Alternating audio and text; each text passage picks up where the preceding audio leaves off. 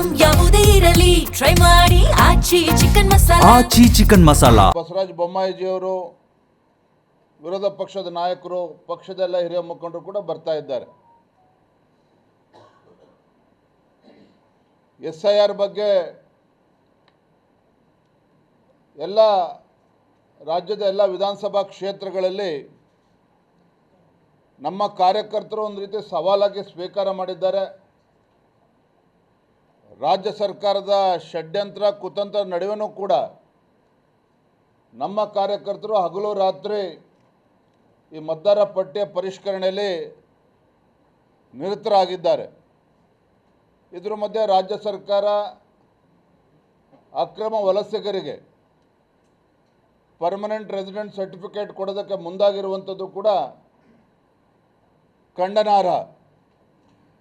ನಿನ್ನೆ ರಾಜ್ಯಪಾಲರನ್ನು ನಮ್ಮ ಎಲ್ಲ ಪಕ್ಷದ ಹಿರಿಯರು ಭೇಟಿ ಮಾಡಿ ಅಲ್ಲಿ ನಮ್ಮ ಮನವಿಯನ್ನು ಕೂಡ ರಾಜ್ಯಪಾಲರ ಮುಖೇನ ಸಲ್ಲಿಸಿದ್ದೇವೆ. ಇದೆಲ್ಲದರ ನಡುವೆ ಈ ಕಾಂಗ್ರೆಸ್ ಸರ್ಕಾರಕ್ಕೆ ರಾಜ್ಯದ ರೈತರ ಬಗ್ಗೆ ಒಂದು ರೀತಿ ಅಸಡ್ಡೆ.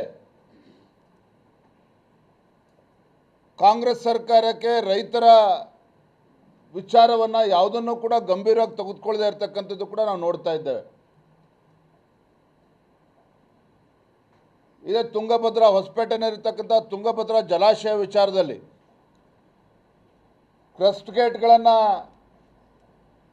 ರಿಪೇರಿ ಮಾಡೋದಕ್ಕೆ 24 ತಿಂಗಳು ಬೇಕಾಯಿತು. ಇದೆ ಮಾನ್ಯ DK ಶಿವಕುಮಾರ್ಗೆ, ಅಂದಿನ ನೀರಾವರಿ ಸಚಿವರಿಗೆ. ಆದರೆ ಮುಖ್ಯಮಂತ್ರಿಗಳಾಗಿ ಅಧಿಕಾರ ವಹಿಸಿಕೊಂಡ 24 ಗಂಟೆಗಳಲ್ಲಿ ಬಿಡದಿನಲ್ಲಿ, ಬೆಂಗಳೂರಿನ ಬಿಡದಿನಲ್ಲಿ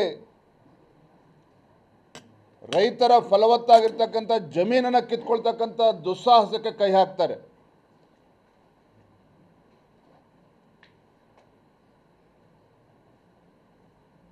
ನಿನ್ನೆ ಮುಖ್ಯಮಂತ್ರಿಗಳ ಹೇಳಿಕೆಯನ್ನು ಕೂಡ ನಾನು ಗಮನಿಸಿದ್ದೇನೆ. ನಾವು ರಾಜ್ಯ ಸರ್ಕಾರ ರೈತರಿಂದ ಬಲವಂತವಾಗಿ ಜಮೀನನ್ನು ಕಸ್ಕೊಳ್ಳೋದಿಲ್ಲ. ಯಾರು ಸ್ವಇಚ್ಛೆಯಿಂದ ವಾಲಂಟಿಯರ್ ಆಗಿ ಯಾರು ರೈತರು ಮುಂದೆ ಬರ್ತಾರೆ ಅವರ ಜಮೀನುಗಳನ್ನು ಮಾತ್ರ ತೆಗೆದುಕೊಳ್ತೇವೆ ಅನ್ನೋ ಮಾತನ್ನು ಕೂಡ ಹೇಳ್ತಾ ಇದ್ದಾರೆ. ಆದರೆ ವಾಸ್ತವಿಕ ಸತ್ಯ ಏನು ಅಂತ ಹೇಳಿದ್ರೆ, ನಾವು ಕೂಡ ಪ್ರದೇಶಕ್ಕೆ ಭೇಟಿಯನ್ನು ಕೊಟ್ಟಾಗ ರೈತರೇ ಹೇಳ್ಕೊಂಡಿರುವಂಥದ್ದು, ರಾತ್ರೋರಾತ್ರಿ ಗುಂಡಾಗಳು ಅವ್ರ ಮನೆ ಬಾಗಿಲಿಗೆ ಬರ್ತಾರೆ, ತಮ್ಮ ಜಮೀನನ್ನು ಬಿಡ್ಕೊಡ್ಬೇಕು ಅನ್ನುವ ಬೆದರಿಕೆಯನ್ನು ಕೂಡ ಒಡ್ತಾ ಇದ್ದಾರೆ ಅನ್ನೋದನ್ನು ಸ್ವತಃ ರೈತರುಗಳೇ ಹೇಳಿದ್ದಾರೆ. ಮತ್ತೊಂದು ಕಡೆ ಮುಖ್ಯಮಂತ್ರಿಗಳು ಕಪಟ ನಾಟಕವನ್ನು ಆಡ್ತಾ ಇದ್ದಾರೆ, ರೈತರು ಕೊಟ್ಟರೆ ಮಾತ್ರ ತೆಗೆದುಕೊಳ್ತೇವೆ ಅಂತೇಳಿ. ಹಾಗಾಗಿ ಎಲ್ಲೋ ಒಂದು ಕಡೆ ಮುಖ್ಯಮಂತ್ರಿಗಳ ರಿಯಲ್ ಎಸ್ಟೇಟ್ ಧೋರಣೆ ಏನಿದೆ, ಮುಖ್ಯಮಂತ್ರಿಗಳಾದಮೇಲೂ ಕೂಡ ಆ ರಿಯಲ್ ಎಸ್ಟೇಟ್ ಧೋರಣೆಯಿಂದ ಹೊರಗೆ ಬರದೇ ಇರತಕ್ಕಂಥದ್ದು ಸ್ಪಷ್ಟವಾಗಿ ಗೊತ್ತಾಗ್ತಾ ಇದೆ.